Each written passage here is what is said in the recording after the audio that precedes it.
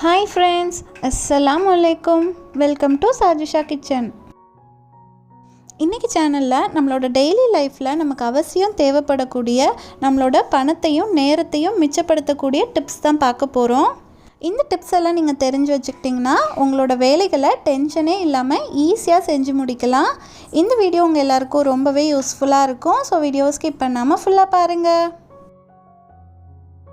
வாங்க first tips என்னென்னு பார்க்கலாம். நம்ம எல்லாருக்குமே நார்மல் டீயை விட இஞ்சி ஏலக்காய்லாம் தட்டி போட்டு செய்கிற டீ ரொம்பவே பிடிக்கும். பட் அதுக்காக நம்ம ஒவ்வொரு டைமும் டீ போடும்போது இஞ்சி ஏலக்காவை தட்டி போடுறதுக்கு நமக்கு கொஞ்சம் கஷ்டமாகவே இருக்கும். இனிமேல் யாரும் கவலைப்படாதீங்க.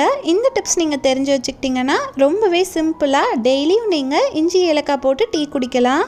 ஒரு மிக்ஸி ஜாரில் இஞ்சியை தோல் சீவிட்டு பொடி பொடியாக கட் பண்ணி ஆட் பண்ணிக்கோங்க. அது கூடவே இப்போ நம்ம கொஞ்சமாக ஏலக்காவும் ஆட் பண்ணிக்கலாம். இஞ்சியும் ஏலக்காவும் ஒரே அளவு இருக்கிற மாதிரி பார்த்துக்கோங்க. இதை நம்ம பல்ஸ் மோடில் ஒரு 4-5 வாட்டி மட்டும் ஓட விட்டு எடுத்துக்கலாம். பாருங்கள், நம்மளோட ஏலக்காவும் இஞ்சியும் இப்போ நல்லாவே க்ரஷ் ஆயிருச்சு. ஒரு வாரத்துக்கு டீ போடுறதுக்கு தேவையான இஞ்சி ஏலக்காவை இந்த மாதிரி நீங்கள் க்ரஷ் பண்ணி ஒரு ஏர்டைட்டான பாட்டிலில் போட்டு ஃப்ரிட்ஜில் ஸ்டோர் பண்ணிவிடுங்க. எப்போல்லாம் நீங்கள் டீ போடுறீங்களோ அப்போல்லாம் டீ தூள் போட்டதுக்கப்புறமா இதை ஒரு ஸ்பூன் ஆட் பண்ணிக்கிட்டிங்கன்னா உங்களோட டீ ரொம்பவே ஃப்ளேவராக இருக்கும்.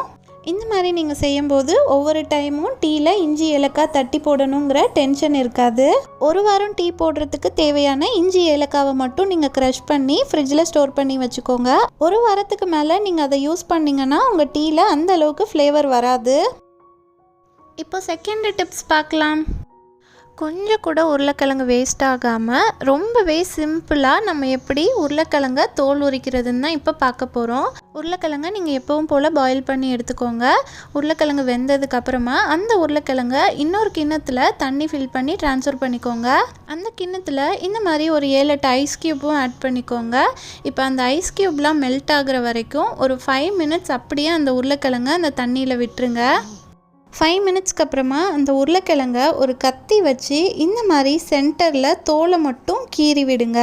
இப்போ அந்த உருளைக்கிழங்குல கட் பண்ண போர்ஷனுக்கு 2 சைடும் கையை வச்சு லைட்டாக ப்ரெஸ் பண்ணிங்கனாவே போதும். தோல் ரொம்பவே ஈஸியாக கலண்டுட்டு வந்துடும். பாருங்கள் எவ்வளோ ஈஸியாக நம்மளோட உருளைக்கிழங்க பீல் பண்ணிட்டோன்னு. இதை விட ஈஸி மெத்தடில் உங்களால் உருளைக்கிழங்க பீல் பண்ணவே முடியாது.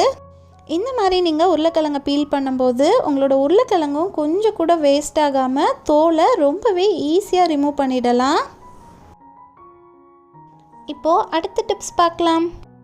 எப்போவாது நீங்கள் கம்மியான குவான்டிட்டியில் மிளகு ஜீரகத்தை க்ரஷ் பண்ணணுன்னு நினச்சி மிக்சியில் போட்டிங்கன்னா அது அந்த அளவுக்கு க்ரஷ் ஆகவே ஆகாது. ரொம்பவே சிம்பிளாக அந்த மாதிரி டைமில் இந்த மாதிரி ஒரு பெரிய டம்ளர் எடுத்துக்கோங்க. அதில் நீங்கள் நுணுக்க வேண்டிய மிளகு ஜீரகத்தை ஆட் பண்ணிக்கோங்க. அதுக்கப்புறமா இந்த மாதிரி சப்பாத்தி கட்டை எடுத்துக்கோங்க. இப்போது இதை வச்சு தான் நம்ம இந்த மிளகு ஜீரகத்தை க்ரஷ் பண்ண போகிறோம். இப்போது சப்பாத்தி கட்டையை வச்சு இந்த மாதிரி நீங்கள் ஒரு 10 வாட்டி குத்தி விட்டிங்கனாவே போதும். அந்த மிளகு ஜீரகம்லாம் நல்லாவே க்ரஷ் ஆகிடும். அந்த காலத்தில் பாட்டிமார்கள்லாம் பார்த்திங்கன்னா ஒரு சின்ன உலக்கு வச்சுருப்பாங்க. அதில் இதே மாதிரி தான் அவங்க பாக்க வச்சு க்ரஷ் பண்ணுவாங்க. அதே டெக்னிக் தான் நம்ம இப்போ ஃபாலோ பண்ணுறோம். பாருங்கள், நம்மளோட மிளகு ஜீரகம் இப்போது நல்லாவே க்ரஷ் ஆயிருச்சு. இதே மெத்தடில் நீங்கள் இஞ்சி பூண்டை கூட ஈஸியாக க்ரஷ் பண்ணிக்கலாம். இந்த மாதிரி நீங்கள் செய்கிறதுனால உங்களோட டைமும் கொஞ்சம் சேவ் ஆகும்.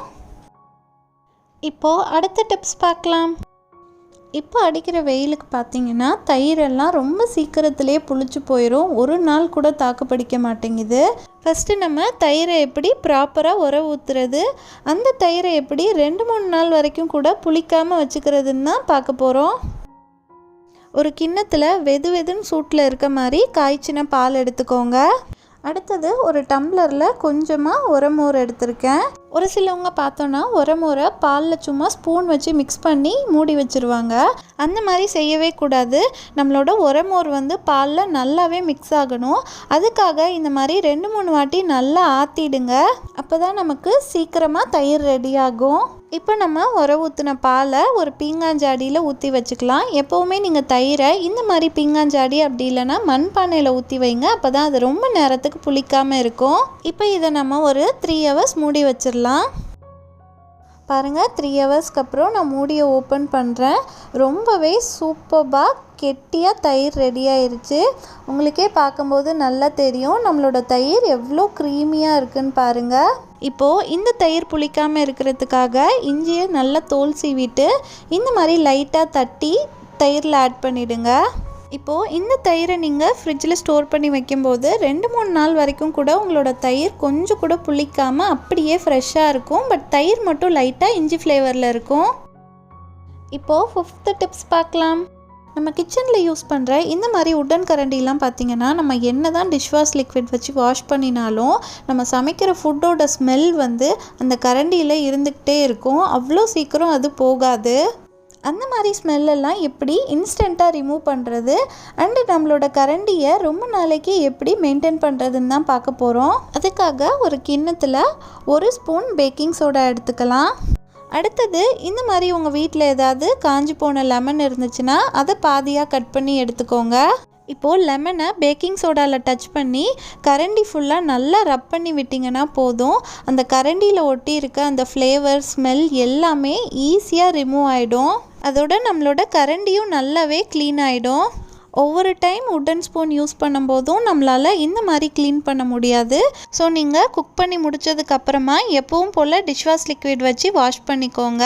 வீக்லி ஒன்ஸ் உங்களுக்கு டைம் இருக்கும்போது இந்த மாதிரி லெமன் அண்ட் பேக்கிங் சோடா வச்சு உட்டன் ஸ்பேச்சுலாலாம் க்ளீன் பண்ணிட்டீங்கன்னா உட்டன் கரண்டியில் எந்த ஸ்மெல்லும் கிருமியும் இல்லாமல் சுத்தமாக மெயின்டைன் ஆகும். ஒரு 5 மினிட்ஸ் இந்த கரண்டி எல்லாம் அப்படியே ஊற விட்டுருங்க. அதுக்கப்புறமா தண்ணியில் வாஷ் பண்ணிவிடுங்க. வாஷ் பண்ணினதுக்கப்புறமா நம்ம கரண்டியில் எந்த விதமான ஸ்மெல்லும் இல்லாமல் ரொம்பவே க்ளீனாக இருக்குது. இப்போ ஒரு காட்டன் துணி வச்சு அந்த கரண்டியில் இருக்க ஈரத்தெல்லாம் தொடச்சி எடுத்துருங்க. பாருங்கள் நம்மளோட கரண்டியில் இப்போது கொஞ்சம் கூட ஈரம் இல்லாமல் ட்ரையாக இருக்குது. இப்போ கரண்டியில் நம்ம தேங்காய் எண்ணெய் தான் அப்ளை பண்ண போகிறோம். உங்களுக்கு தேவையான அளவு இந்த மாதிரி பஞ்சு எடுத்துக்கோங்க. அதில் கொஞ்சமாக தேங்காய் எண்ணெயை ஆட் பண்ணிக்கோங்க. இப்போது இந்த பஞ்சியை வச்சு நீங்கள் கரண்டி ஃபுல்லாக நல்லா தொடச்சி விட்டிங்கன்னா போதும். அந்த தேங்காய் எண்ணெய் கரண்டி ஃபுல்லாக அப்ளை ஆகிடும். நீங்கள் நார்மலாக எண்ணெயை கையில் தொட்டு கரண்டியில் அப்ளை பண்ணுறதை விட இந்த மாதிரி பஞ்சு வச்சு அப்ளை பண்ணும்போது அந்த எண்ணெய் கரண்டி ஃபுல்லாக ஈவனாக ஸ்ப்ரெட் ஆகும். இந்த மாதிரி உட்டன் கரண்டியில் ஆயில் அப்ளை பண்ணுறதுனால அதில் அவ்வளோ சீக்கிரத்தில் கிராக் வராது. அதுவும் இல்லாமல் லாங் லாஸ்டிங்காகவும் இருக்கும். டெய்லி முடியலன்னா கூட அட்லீஸ்ட் வீக்லி ஒன்ஸ் இந்த மாதிரி உட்டன் கரண்டி அதுக்கப்புறம் உட்டனில் இருக்க சப்பாத்தி கட்டை எல்லாத்துலேயும் ஆயில் அப்ளை பண்ணுங்கள். இப்போது அடுத்த டிப்ஸ் பார்க்கலாம். இப்போது வெயில் காலங்கிறதுனால நம்ம எல்லார் வீட்லேயும் கண்டிப்பாக இந்த மாதிரி லெமன் வாங்கி வச்சுருப்போம். நம்ம லெமனை ஃப்ரிட்ஜில் ஸ்டோர் பண்ணி வச்சுருந்தா கூட வாங்கிட்டு வந்து ஒரு 2 டேஸ்லேயே அந்த லெமனோட தோல் வந்து ப்ரௌன் ஆக ஸ்டார்ட் ஆகிடும். அதுக்கப்புறமா ஃபுல் லெமனும் ப்ரௌன் ஆகிடும். அந்த மாதிரி ஆகாமல் 10 டேஸ் வரைக்கும் கூட நம்மளோட லெமனை அப்படியே ஃப்ரெஷ்ஷாக எப்படி ஸ்டோர் பண்ணுறதுன்னு தான் இப்போ பார்க்க போகிறோம். இந்த மாதிரி ஒரு கிண்ணத்தில் தண்ணி ஃபில் பண்ணி எடுத்துக்கோங்க. அதில் உங்களோட லெமனை நீங்கள் போட்டு வச்சுக்கலாம். பட் டெய்லி ஒரு வாட்டி கிண்ணத்தில் இருக்க தண்ணியை மட்டும் மாற்றிக்கிட்டே இருங்க. இந்த மாதிரி நீங்கள் லெமனை ஸ்டோர் பண்ணி வைக்கிறதுக்கு உங்களுக்கு ஃப்ரிட்ஜு கூட தேவையில்லை. வெளி டெம்பரேச்சர்லேயே உங்களோட லெமன் 10 டேஸ் வரைக்கும் கூட அப்படியே ஃப்ரெஷ்ஷாக இருக்கும். இன்கேஸ் நீங்கள் ஃப்ரிட்ஜில் ஸ்டோர் பண்ணுற மாதிரி இருந்தீங்கன்னா இந்த மாதிரி ஒரு ஏர்டைட்டான பாட்டில் எடுத்துக்கோங்க. அதில் தண்ணியை ஃபில் பண்ணி நீங்கள் லெமனை போட்டு ஃப்ரிட்ஜில் ஸ்டோர் பண்ணி வச்சுக்கலாம். டெய்லி ஒன்ஸ் மறக்காமல் தண்ணியை மட்டும் சேஞ்ச் பண்ணிகிட்டே இருங்க. இப்போது அடுத்த டிப்ஸ் பார்க்கலாம். எப்போவுமே நம்ம கொஞ்சம் டைட்டாக இருக்கிற வளையல் எல்லாத்தையும் சோப் போட்டு போடுவோம். அப்படி இல்லைன்னா கொஞ்சமாக கையில் எண்ணெய் அப்ளை பண்ணிவிட்டு போடுவோம். பட் கவரிங் வளையல்லாம் பார்த்திங்கன்னா எண்ணெய் சோப்பு தண்ணி அதெல்லாம் பட்டுச்சுன்னா சீக்கிரமாகவே கருத்து போயிடும். அந்த மாதிரி ஆகாமல் ரொம்பவே சிம்பிளாக எப்படி டைட்டாக இருக்க வளையலை கூட ஈஸியாக போடுறதுன்னு தான் பார்க்க போகிறோம். அதுக்காக இந்த மாதிரி உங்கள் வீட்டில் இருக்க பாலித்தீன் கவர் எடுத்துக்கோங்க. அதுக்குள்ளே உங்கள் கையை விட்டுருங்க.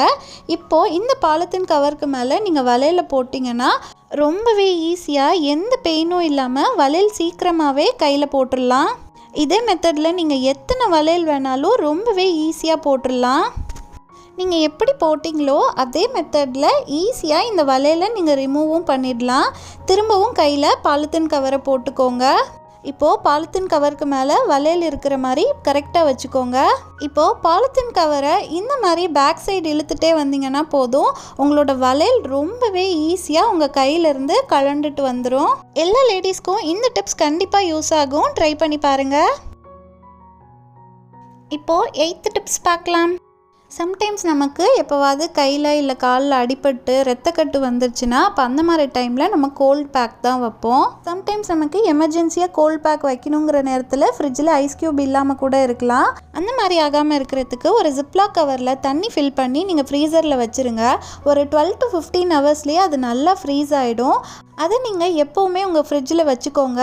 எமர்ஜென்சியாக உங்களுக்கு ஒரு வேளை கையில் சூடு பட்டாலோ இல்லை ரத்தக்கட்டு வந்தாலோ எடுத்து இன்ஸ்டண்ட்டாக வைக்கிறதுக்கு உங்களுக்கு ரொம்பவே யூஸ்ஃபுல்லாக இருக்கும். இந்த மாதிரி கோல்ட் பேக்லாம் நம்ம கடையில் வாங்கும்போது 250 ரூபா வரைக்கும் செலவாகும். பட் நம்ம இன்றைக்கி செலவே இல்லாமல் வெறும் ஜிப்லாக் கவரை வச்சு ஈஸியான கோல்ட் பேக் ரெடி பண்ணிட்டோம். பர்டிகுலராக சின்ன பசங்க இருக்கிற வீட்டிலலாம் இந்த மாதிரி கோல்ட் பேக் கண்டிப்பாக தேவைப்படும். ஸோ நீங்களும் இந்த மாதிரி கோல்ட் பேக் ரெடி பண்ணி ஃப்ரீசரில் வச்சுருங்க. நான் இன்றைக்கி சொன்ன எல்லா டிப்ஸுமே உங்களோட டெய்லி லைஃப்பில் உங்களுக்கு ரொம்பவே யூஸ்ஃபுல்லாக இருந்திருக்கும்னு நினைக்கிறேன். இந்த வீடியோ உங்களுக்கு பிடிச்சிருந்தா வீடியோவை லைக் பண்ணுங்கள், உங்கள் ஃப்ரெண்ட்ஸ் அண்ட் ஃபேமிலி மெம்பர்ஸ்க்கும் ஷேர் பண்ணுங்கள். மறக்காமல் சஜிஷா கிச்சனுக்கும் சப்ஸ்கிரைப் பண்ணிவிடுங்க. அப்போ தான் நான் போடுற புது வீடியோஸோட நோட்டிஃபிகேஷன்ஸ் உடனே உங்களுக்கு வரும். இதே மாதிரி நிறைய kitchen tips, home tips and reuse ideas videos நம்மளோட சேனலில் நான் போட்டிருக்கேன். அதோட லிங்க் நான் உங்களுக்கு டிஸ்கிரிப்ஷனில் கொடுக்குறேன். உங்களுக்கு டைம் இருந்தால் அதையும் பார்த்து என்ஜாய் பண்ணுங்கள். Thank you all so much for வாட்சிங். அடுத்து ஒரு சூப்பர்பான வீடியோவில் மீட் பண்ணலாம். அன்டில் தென் அஸ்ஸலாமு அலைக்கும்.